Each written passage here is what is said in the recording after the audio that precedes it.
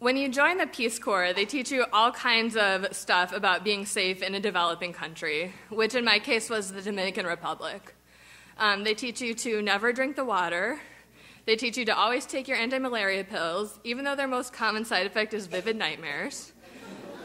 They teach you that tarantulas don't usually bite humans, but be careful anyway, because if they feel threatened, they can jump 6 feet in the air.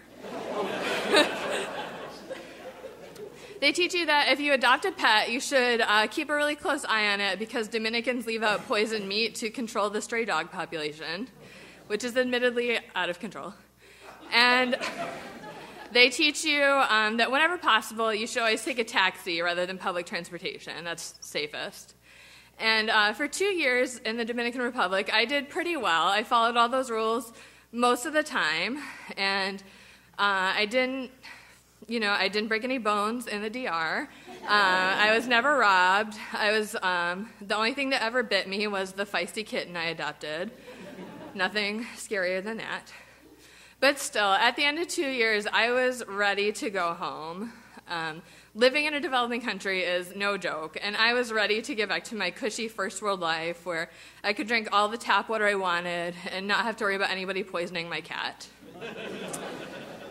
But before that, I was also looking forward to my last week in country because a bunch of my fellow volunteers and I were all leaving the same day, and so we had about a week to spend together in Santo Domingo, the capital city, just kind of tying up our loose ends and saying goodbye to each other. And one day, 3 days before we were all supposed to leave, we decided to take a little trip and visit one of our very favorite restaurants in the whole country. So we called a cab and had them take us to Taco Bell.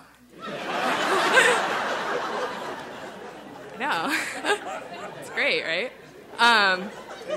The thing was, and we all knew it was kind of dumb because we were all about to go back to the U.S. anyway, but Dominican food is fine, but it's just not spicy. Like, even if you buy Dominican hot sauce, it's pretty much just like red vinegar. So we'd poked around for 2 years, and the best hot sauce we could find in the whole country was at Taco Bell because they would just import the same little packets. Well, they're translated. The like cute sayings are in Spanish instead of English, but same hot sauce. So we went to Taco Bell, and in the DR, it's kind of a weirdly fancy establishment. It was in a mall where we couldn't really afford to buy anything except for the chalupas from the food court. So we ate a bunch of them, and then we went and got a cab to take us back to the Peace Corps office. And the cab, it didn't have air conditioning, so the driver rolled down all the windows. But we were pretty used to that. A lot of cars in the DR don't have air conditioning anymore. And a few minutes after leaving the mall where Taco Bell was, we got stuck in crazy, total standstill Santo Domingo traffic, which, again, we were pretty used to. So we just hung out and talked, and after a few minutes, something happened that did surprise us, which was a guy on a motorcycle zoomed past our car, reached in the window, grabbed my purse off my lap, and zoomed off in between all the other stopped cars. It was like something out of Grand Theft Auto. I assume. I've actually never played Grand Theft Auto, but from the commercials, it seems like it has a level where you just ride a motorcycle and rob Peace Corps volunteers, right? It's the game. So it happened so fast that it took us all a few minutes to really process what had happened. And then I started to get a little worried because I was supposed to leave the country in 3 days. And I knew, fortunately, that my passport and my plane ticket were safe. I hadn't had those in my purse. But I had just lost my Dominican bank card, my American credit cards, all my cash, my cell phone, and the cat tranquilizers that I'd gotten so I could take my cat home on the plane. All of that, gone.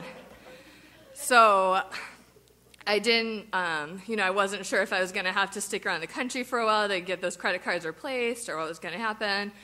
So we were kind of worrying about that the whole way back to the Peace Corps office. And then we get there, and I report my crime to our safety and security officer, the same one who told us to always take taxis because it's safer. And we filed a police report and called in and canceled all my credit cards and all the stuff you're supposed to do.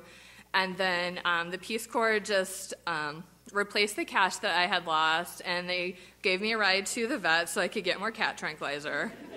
And my whole Grand Theft Auto experience ended up being a lot more like Mario Kart. I got like a do-over. We went to a fruit cart and got a banana. No big deal.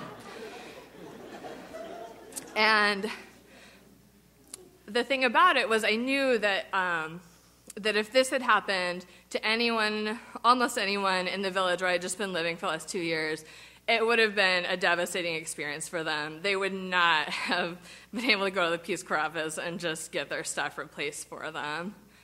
And it's another thing that they teach you during your Peace Corps training is that you're supposed to be living in poverty and you're supposed to be living at the level of the people that you're working with.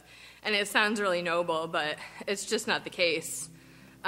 For me, as an American, 3 days after losing my purse, I was back in the land of Taco Bell with a sleepy cat and a case of culture shock.